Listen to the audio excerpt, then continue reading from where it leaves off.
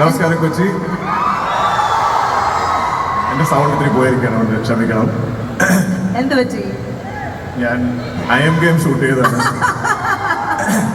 IM ഗെയിമിൽ ഒരുപാട് ആക്ഷനും അലർച്ചകളും ഒച്ചയുണ്ടാക്കിയിട്ട് എന്റെ സൗണ്ട് പോയി. 2 വർഷമായി അടുപ്പിച്ച് ഞാൻ അന്യഭാഷ സിനിമകളായിട്ടാണ് നാട്ടിൽ വരുന്നതെന്ന് അറിയാം. എന്നാൽ ഇതിനെല്ലാത്തിനും മേക്കപ്പ് ചെയ്തുകൊണ്ട് അല്ലെങ്കിൽ IM ഗെയിം നിങ്ങളെല്ലാ പ്രതീക്ഷകളും മീറ്റ് ചെയ്യുന്ന സിനിമയായിരിക്കും, അല്ലെങ്കിൽ എക്സീഡ് ചെയ്യുന്ന സിനിമയായിരിക്കും.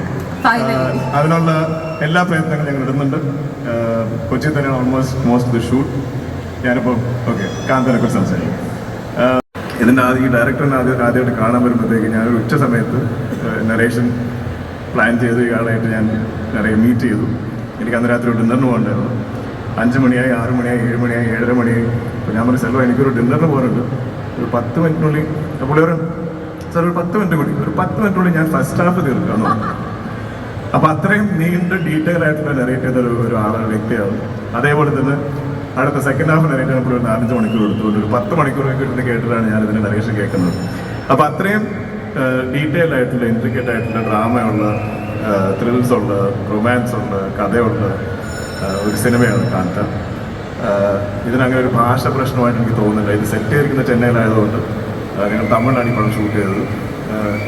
എനിക്ക് തോന്നുന്നു നമ്മുടെ പ്രേക്ഷകർ, മലയാളികൾ എല്ലായിടത്തും എപ്പോഴും നല്ല സിനിമകൾ ഏത് ഭാഷയിലാണ് കാണുന്ന പ്രേക്ഷകരാണ് ഞാൻ വിശ്വസിക്കുന്നത്. അറിയപ്പെടുന്ന ഒരു ആർട്ടിസ്റ്റാണ്. പക്ഷെ ഭാഗ്യശ്രീയുടെ ആക്ച്വലി ഞങ്ങൾ ഈ സിനിമയ്ക്ക് വേണ്ടി ഒരു 5-6 മാസം ഓഡിഷൻ ചെയ്തിട്ട് ഞങ്ങൾ ഈ കുമാരി എന്ന കഥാപാത്രത്തിൽ കണ്ടുപിടിക്കാൻ ഒരുപാട് ശ്രമിച്ച ഒരു ടീമാണിത്. അങ്ങനെ ഭാഗ്യശ്രീയാണ് കുമാരിയായിട്ട് വന്നത്. ആക്ച്വലി ആദ്യമായിട്ട് ചെയ്യുന്ന സിനിമ ഇതായിരുന്നു. പക്ഷെ ഞങ്ങളുടെ ഡിലേസ് കാരണം ഭാഗ്യശ്രീ പിന്നീട് വേറെ 2 സിനിമയൊക്കെ അഭിനയിച്ചു. ഇപ്പോൾ നിലവിൽ വലിയ സ്റ്റാറാണ്, നമുക്ക് അഡ്വാൻറ്റേജ് ആണ് ആക്ച്വലി. പക്ഷെ എന്നാൽ ഞങ്ങൾ എല്ലാ വേദിയിലും പറയും ആദ്യം കണ്ടുപിടിച്ചത് ഞങ്ങളാണ്. ഞങ്ങൾ ഈ ക്രെഡിറ്റ് ആർക്കും കൊടുക്കില്ല. ഭാഗ്യശ്രീയുടെയും എല്ലാവരും ഓർത്തിരിക്കുന്ന ഒരു കഥാപാത്രവും ഒരു പെർഫോമൻസും ആയിരിക്കും. നിങ്ങളെല്ലാവരും ഇനി ഭാവിയിൽ മലയാളത്തിൽ ചിലപ്പോൾ അഭിനയിച്ചേക്കാം. അപ്പോൾ നിങ്ങൾ എന്തായാലും അതുപോലെ ഒരു സ്വീകരണം കൊടുക്കണം കാന്തയിലൂടെ.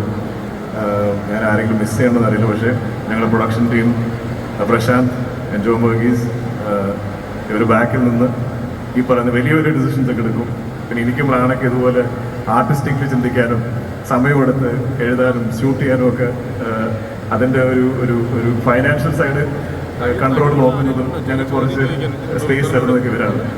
അതുകൊണ്ട് ഈ പടം ബീറ്റാക്കി എടുക്കേണ്ടപ്പോൾ ഇപ്പം 2 വർഷമാണ് അവരത്രയും